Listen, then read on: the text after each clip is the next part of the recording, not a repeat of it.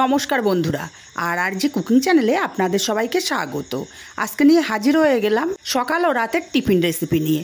একঘেয়ে রুটি পরোটা খেতে না ইচ্ছা করলে ঝটপট এই রেসিপিটা বানিয়ে নিতে পারবেন। আমি এখানে বড় একটা পাত্রের মধ্যে 1.5 বাটি আটা দিয়ে দিচ্ছি। আমি আটা দিয়ে রেসিপিটা করছি, আপনারা চাইলে ময়দাও ব্যবহার করতে পারেন।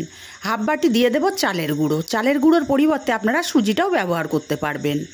এবার অল্প অল্প জল দিয়ে আমাদের একটা ঘন ব্যাটার তৈরি করতে হবে। একসাথে বেশি জল দিয়ে দেওয়া যাবে না, অল্প অল্প জল দিয়ে ঘন একটা ব্যাটার রেডি করে নিতে হবে। একসাথে বেশি জল দিলে ব্যাটারটা পাতলা হয়ে যেতে পারে। ঠিক এইরকম একটা ঘনত্বের ব্যাটার আমাদের রেডি করে নিতে হবে। ব্যাটারটা আমার রেডি হয়ে গেছে। এবার এখানে আমি কিছুটা সবজি অ্যাড করব। প্রথমেই দিয়ে দিলাম বড় সাইজের একটা পেঁয়াজ কুচি, দিয়ে দেবো একটা টমেটো কুচি, দেব কিছুটা কাঁচা লঙ্কা কুচি। ঝালটা অবশ্যই যে যার স্বাদ অনুযায়ী দেবেন।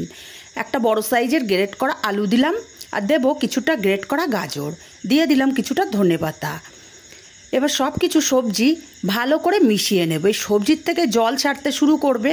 জল ছাড়লে কিন্তু ব্যাটারটা অনেকটাই নরম হয়ে যাবে। দেখেই বুঝতে পারছেন ব্যাটারটা অনেকটাই নরম হয়ে গেছে। এখন আমি এখানে লবণের ব্যবহার করিনি। লবণ দিলে ব্যাটারটা ঠিকঠাক চলে আসবে। এখন এখানে দিয়ে দিলাম 1/2 চামচ ভাজা জিরের গুঁড়ো, 1/2 চামচ চিনি, আর স্বাদ মতো লবণ। আবারও সব কিছু ভালো করে মিশিয়ে নেব।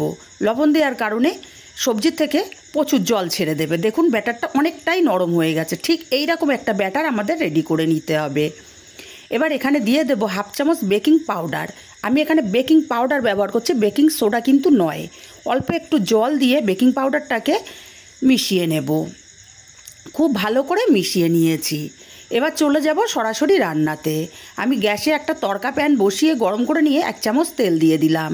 কিছুটা সাদা তিল ছড়িয়ে দিয়েছি। এই সাদা তিলটা দেওয়ার কারণে খেতে খুবই ভালো লাগবে।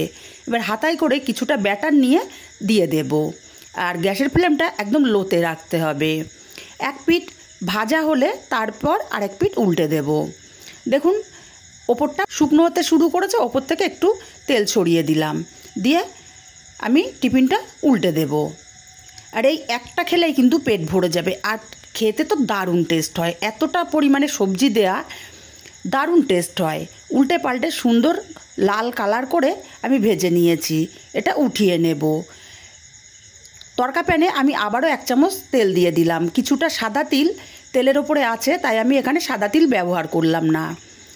1.5 চামচ পরিমাণে ব্যাটার দিয়ে আমি ওপর থেকে কিছুটা সাদা তিল ছড়িয়ে দেবো। এতে করে 2 পিঠেই সাদা তিলটা লাগবে। দিয়ে 1 পিঠ হতে দেব। ওপরটা শুকনো হতে শুরু করেছে, আবারও 1 চামচ তেল ছড়িয়ে টিফিনটাকে উল্টে দেব। বন্ধুরা, রেসিপিটা ভালো লাগলে একটা লাইক দিতে ভুলবেন না। আপনাদের একটা লাইক কিন্তু অত্যন্ত গুরুত্বপূর্ণ। উল্টে পাল্টে সুন্দর কালার করে ভেজে নিয়েছি। আর এইভাবে সবকটা টিফিন আমি রেডি করে নেব। সবকটা টিফিন আমি রেডি করে নিয়েছি। রেসিপিটা কেমন লাগলো কমেন্ট করে জানাতে ভুলবেন না। ভালো লাগলে কাছের আত্মীয় স্বজন বন্ধু বান্ধবের কাছে শেয়ার করতে ভুলবেন না।